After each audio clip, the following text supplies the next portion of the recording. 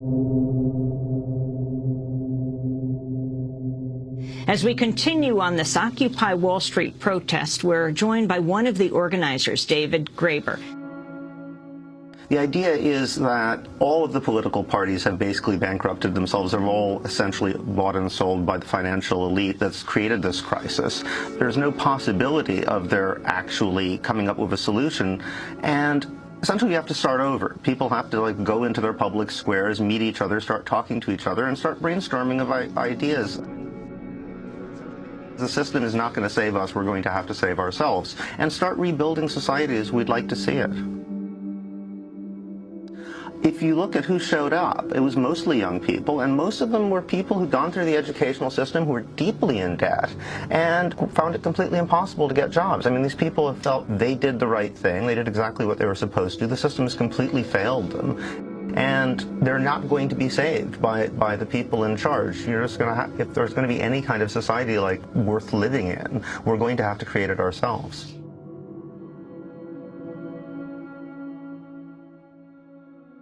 Good afternoon, good evening, good morning, everybody. This is Peter Joseph, and welcome to Revolution Now, episode 43. First, I want to apologize for the time gap since the last podcast. I've been traveling for the new Zeitgeist film, trying to get it together for a proper release this year, having to be really strategic with my time and limited budget. While I appreciate all my Patreon subscribers out there, when it comes to large projects like this, it doesn't make much of a dent, with the high cost of production ultimately falling on me, but I'm a seasoned one-man army when it comes to this stuff, so I do cut costs by basically overworking myself doing just about everything. But such is life. In terms of content for the new film, unlike prior films or literary works, more consideration is going to be given to tangible, participatory solutions, developing ideally a scalable system or program to get people off the grid of our unsustainable economy, forging something new. And on that, I actually recently gave a formal lecture presentation at a systems change conference in Europe, and the 40-minute video of that has been released. It's called A Viable Society, for those interested in looking it up on YouTube or beyond. The presentation gives a very preliminary sense of ideas and theory that may be workable. And later in the podcast, I'm going to talk about some of those ideas, along with some other related activist issues, such as the problem with institutionalization, which might sound counterintuitive. We need institutions, right?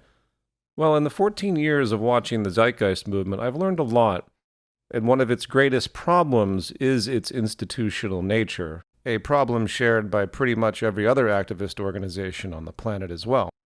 In the end, we need to drive ideas, not groups, not people, not organizations, not figureheads, certainly not leaders.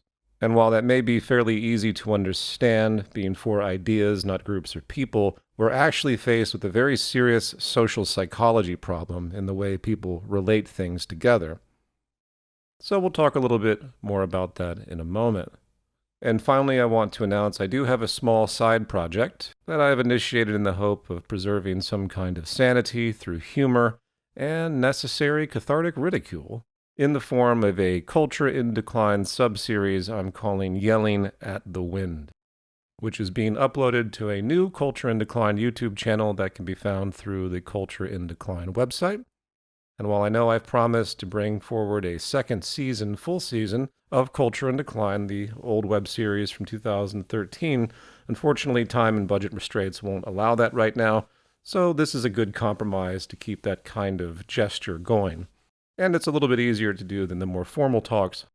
The first episode of Yelling at the Wind, called Capitalism versus Blah Blahism, is up, and I have another one on my desk talking about the debt ceiling spectacle that we see in the United States, where both parties pretend that somehow they're restrained in how much they can actually borrow.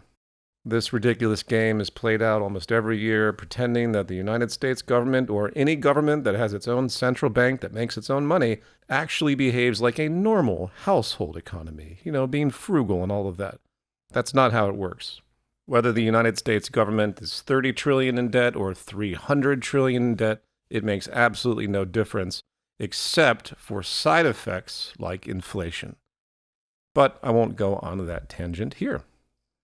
Now, program notes aside, let's return to podcast proper and go back to that opening audio, which sets the stage for the core focus of today's program.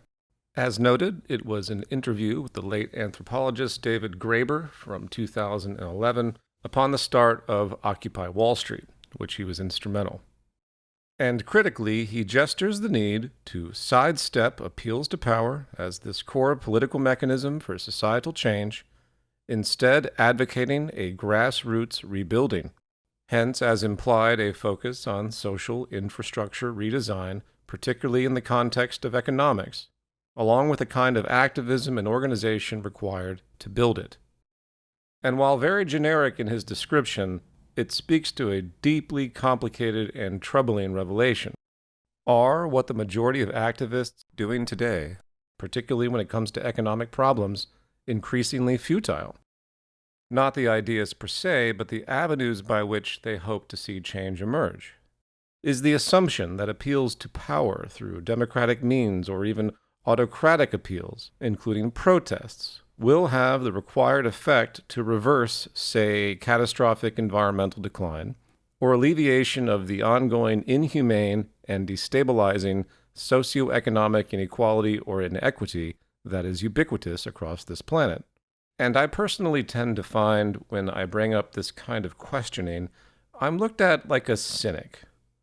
It appears folks just assume that since we're all people, right, being people waddling around the planet, one group can educate or influence another, and if that new idea or direction is rational and evidence-based, others will logically adapt and will slowly begin this process of galvanization and evolution step by step in our culture and hence society as the intelligent species we are, moving into more sustainable and just behaviors, right?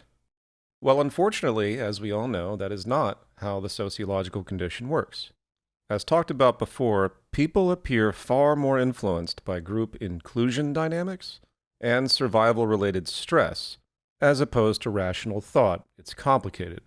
It isn't to say progress isn't made over time, such as the fact that there are less theists out there than there used to be, along with less people that believe in goblins or witches or the earth being flat and so forth. But look at how many people still do basically believe in that stuff at the same time.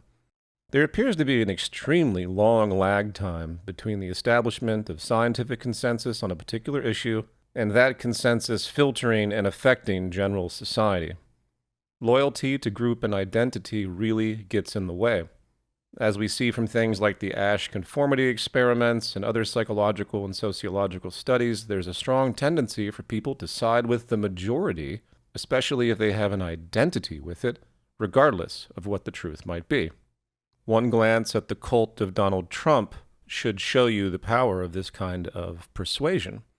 Reality becomes secondary to ideology and, once again, group identity. And by the way, this is bothering me since I brought up scientific consensus. There is good reason to be skeptical of a team of people that claim consensus about a particular idea, especially in the modern day. As if what I'm talking about in terms of group identity and so forth wasn't bad enough. We live in a society where everyone is constantly lying to each other for their own vested interests. The social system magnifies our need to be skeptical and ultimately creates cynicism, and it's just another layer of disorder that we have to deal with. But that doesn't mean, of course, scientific truths don't exist. And boy, do I long for a day when we don't have to worry about people's dishonesty for their own self-preservation in a society that isn't based on competition and scarcity exploitation. Every decade, we get new revelations about some company that has lied through their teeth, employed fake scientific research, and so forth, such as, say, Exxon and the recent hydrocarbon scandal, which of course goes back years, because these companies knew what they were doing, they knew the dangers and the effects, but they hid it. They not only hid it, they actually appealed to the opposite conclusion, muddying the waters and so forth. So it's a true tragedy of the modern life in market capitalism. Nobody can trust each other. And if you do outright trust people, then you're probably going to be taken for a ride. And again, if it wasn't bad enough that we have these other tendencies to worry about the simple trust factor and what little social capital we have today also creates fringe pockets of delusion. People that are so cynical They are so turned off by their experience. They are so locked in to narratives that are born from this, like uber conspiratorial fringe narratives and so forth, that it becomes that much more difficult. They are dug in, and it snowballs, and it becomes more difficult over generational time to try and change people's erroneous assumptions about causality in life. So anyway, that aside, let's turn back to this general notion of majority influence. One example of this, which isn't talked about enough, is the effect of poll numbers released to the public. Researchers have found a bandwagon effect, where people's opinions will be persuaded by the perception of others.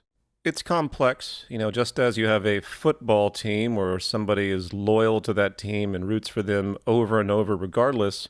On the other side of the equation, you have people that simply want to win. They want to be on the winning side. And it's no surprise that modern politics is literally presented as a game imitating sports like football. It's toxic across the board. You have people that are group loyal, that they don't deviate regardless of how horrible their candidates are. And then you have people that want to be on the winning side, to win the game by association, which explains why modern politics really has nothing to do when it comes to argument and debate with policy. Just very, very generalized ideologies and then obsessions with people and groups. You never, ever hear on the debate stage anything of any real relevance, just this kind of pinging back and forth with notable talking points related to the parties, such as abortion or immigration and so forth, and then attacking each other for their character or some other association, which of course has nothing to do with relevant policy once again. And as another brief aside, it's really quite disturbing when you realize that modern politics functions like a TV show, and the people that participate in it are half conscious of what they're doing. As long as people have something to argue about, like Biden and Trump having classified documents, or what's on Hunter Biden's laptop, or Donald Trump having sex with a porn star, none of these things have anything to do with relevant social policy. But yet this gossip culture, this gossip politics is at the very top. The media fuels it by nature of the spectacle of it, meaning the media knows they make more advertising money off showing things that people want to gossip about that are sensationalized. And basically what you have is this grooming and conditioning of the general public to think that these conversations are of the most relevance. And it's really spooky as a feedback loop, I have to admit. To this day, every major news station in the West, particularly in America, of course, is obsessed with Donald Trump. They just talk about everything he does all the time because there's an audience for it, evidently, because it's a train wreck spectacle. People watch it like a Netflix show.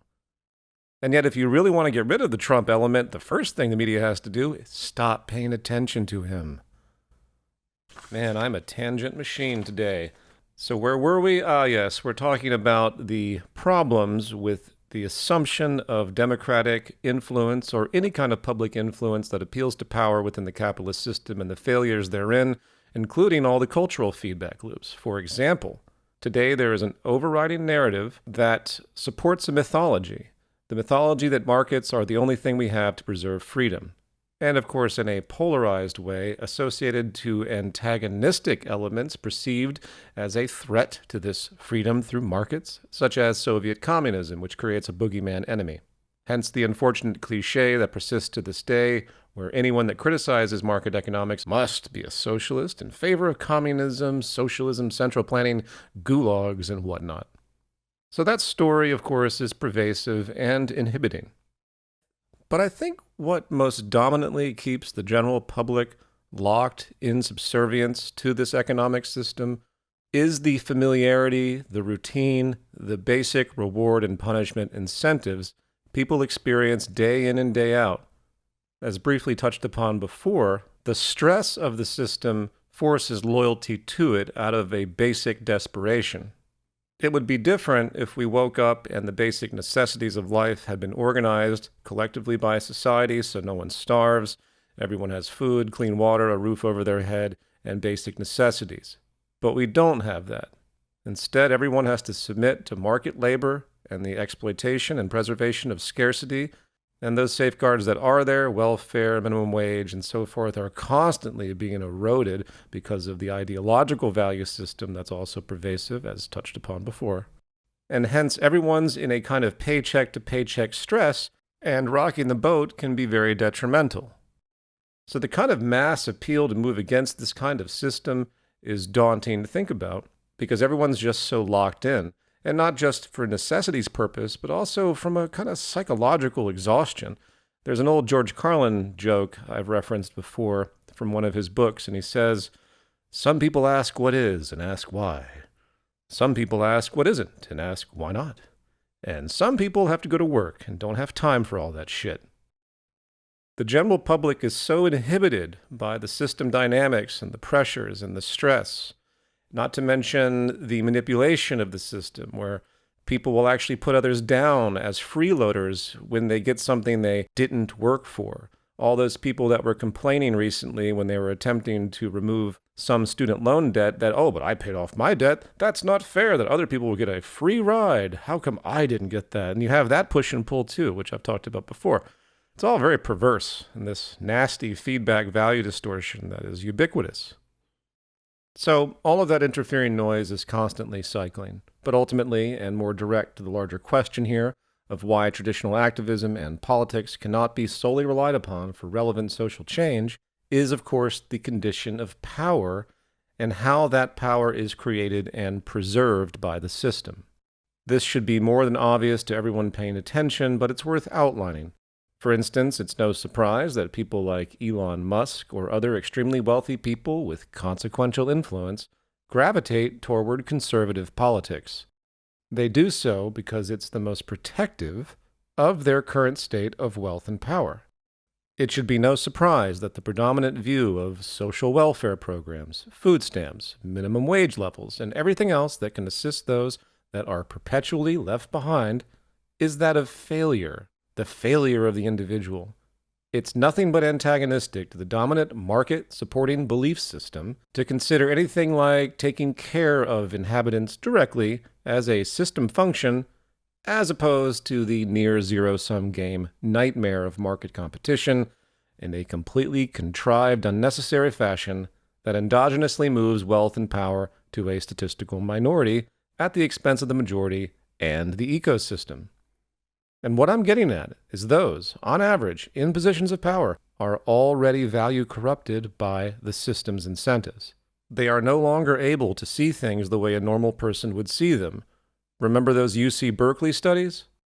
There is indeed a fundamental pathology, on average, that is experienced by those in power, and they will move against anything that contradicts the nature of the system, including interest in egalitarianism, sustainability, and so forth. And of course, as an aside, you don't have to be rich to subscribe to this cult, as we see across the world in poor pockets in trailer parks of America and beyond. A litany of poor people that are literally abused by the system every single day, but they've bought the propaganda hook, line, and sinker, and feel that anything that isn't this system must be against freedom and whatever delusion they've come up with. Obedient slaves, assuming the ideology of the rich should be the ideology of the poor so they can eventually get rich, right? And while that links back to the cultural stuff we talked about earlier, still, the real force is coming from the political and business elite that are actually in direct control. And this isn't an us versus them thing. These people are just as much a victim of culture and society as anybody else. They just had the misfortune, so to speak, to be given wealth and hence power, and then the pathology blooms from there. And as I talked about in the lecture I mentioned earlier, what we're basically experiencing is a loop that is constantly removing the ability to regulate the attributes of the system that is destabilizing society. And in the presentation I refer to this as intervention sabotage. When you combine the cultural problem and the operating conditioning problem, along with the problem of the inherently corrupted nature of those in power due to their inevitable loyalty to the system that gave them that power and wealth, you're faced with a very, very serious, multifaceted barrier. A problem that has gotten, in fact, worse over time. And it negates the power of most activists without them even understanding it. And this power problem in government, occurs one way or another, whether it's the United States, pseudo-democracy, or Saudi Arabia, a theocratic dictatorship. Democracy doesn't really mean anything here. They're both going to protect the system in the same way. Therefore, while protesting, public lobbying, and maybe even starting another political party could have an effect, it's just improbable. Yes, education, awareness, that's all good stuff too. But you have to account for the extremely complex, overwhelming forces that are keeping this system in place, fighting back such interference from multiple angles, kind of like an immune system. A negative immune system, of course. A diseased immune system that doesn't want to get better. So if we're actually serious about trying to change the world, we have to move beyond, at least partly, from appeals to people in power, or from the notion that we just need better people in those positions, and so on and so on. And this includes protest movements. In fact, I would generally divide activism into 3 categories: social, protest, and development. Social movements like TZM or Black Lives Matter are awareness and value-changing movements. They are educational movements overall. But this seems to be the way people think change should occur, and 99.9% of activists are part of a social movement orientation trying to, spread awareness and to have galvanization to show force, even though it's not about policy per se. Protest movements are basically a kind of social movement activism, but they're targeted and timely, such as a war starting and people piling in to protest the end of that particular war. Development movements, on the other hand, while they may have social or protest attributes by default, are instead ultimately focused on changing behaviors, not through education or theory, but through networked action, developmental action that does something to create.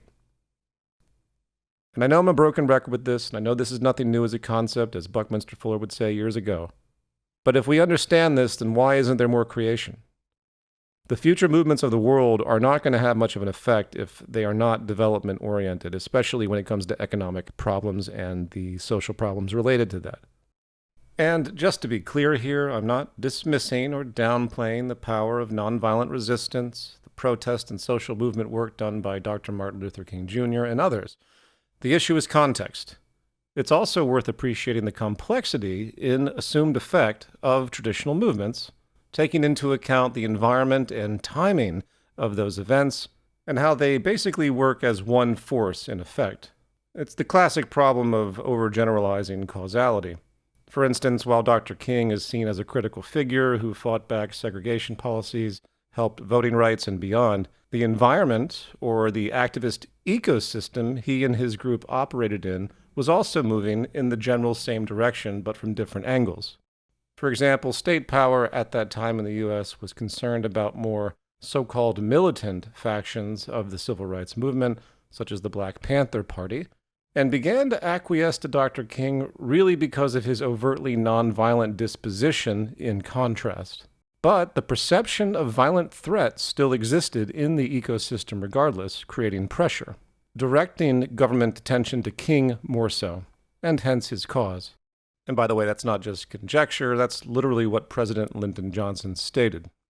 At the same time, the Vietnam War and U.S. allies brought uncomfortable attention to the overt oppression of black society in the U.S., showing hypocrisy in the U.S.'s supposed high moral ground and stated purpose of that war, or even the bringer of freedom throughout the world and so forth, effectively polluting the U.S.'s stature in the international community. So there was that pressure toward helping Black America as well, among others.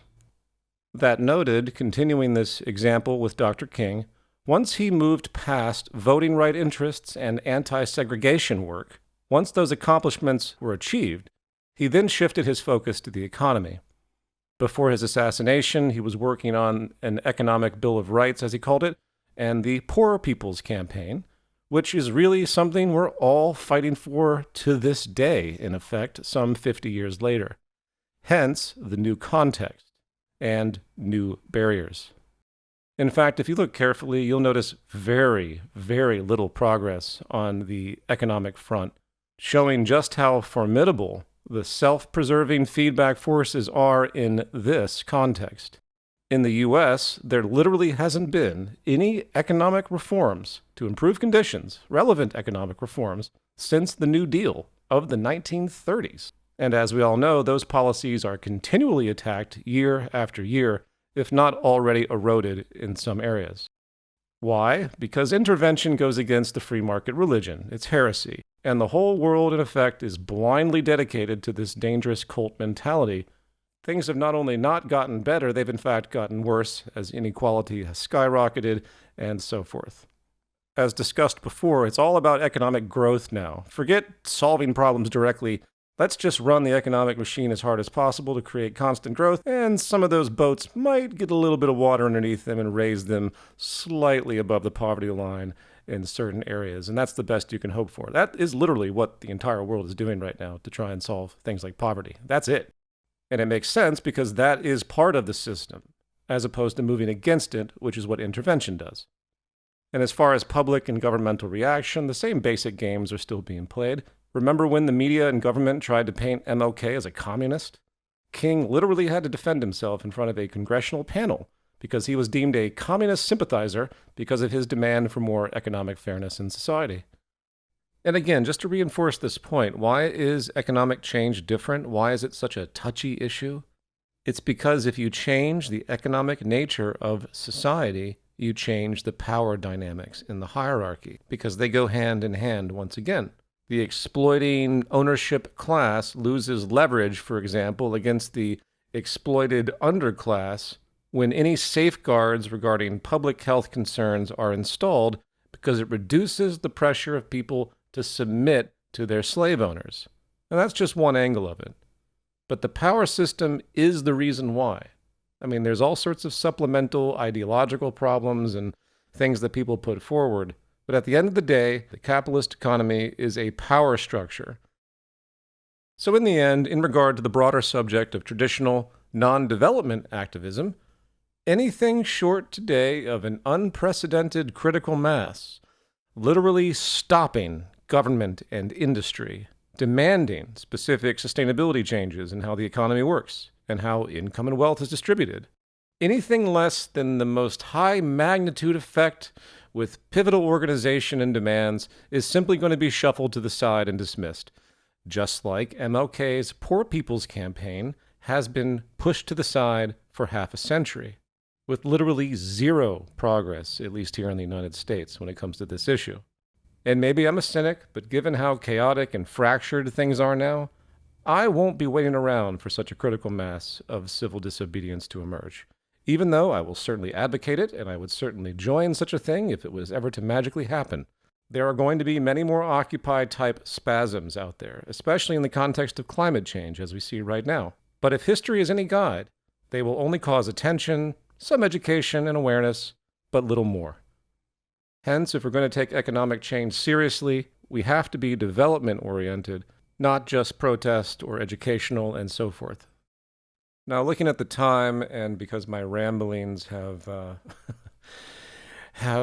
sucked up more than I intended in terms of the outline of this particular episode, I'm going to stop here and return to the subject of institutionalization and build on some of the points that were made in the lecture video, A Viable Society, that was aforementioned, which I do encourage people to watch.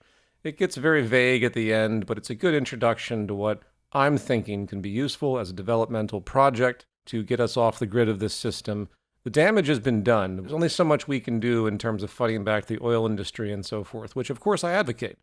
But without developing a parallel replacement system, even in its kernel seed stage, all the complaining we can do in appeals to power are not going to accomplish much of anything. Not impossible, but once again, if history is a guide, it's a lot more complex than people seem to understand. We're trying to change the very order of society, and that is very different than, say, voting rights or any of the basic human and civil rights concepts that have been put forward as activist-oriented. So in the meantime, I encourage people to watch that video, which I'll put a link in the description in the YouTube version of this podcast, and I'll put it in the actual description itself for propagation through the podcast networks. And yeah, we will go from there next time. I appreciate everyone's support, my Patreon subscribers and so forth. Take care out there, and I'll talk to you soon.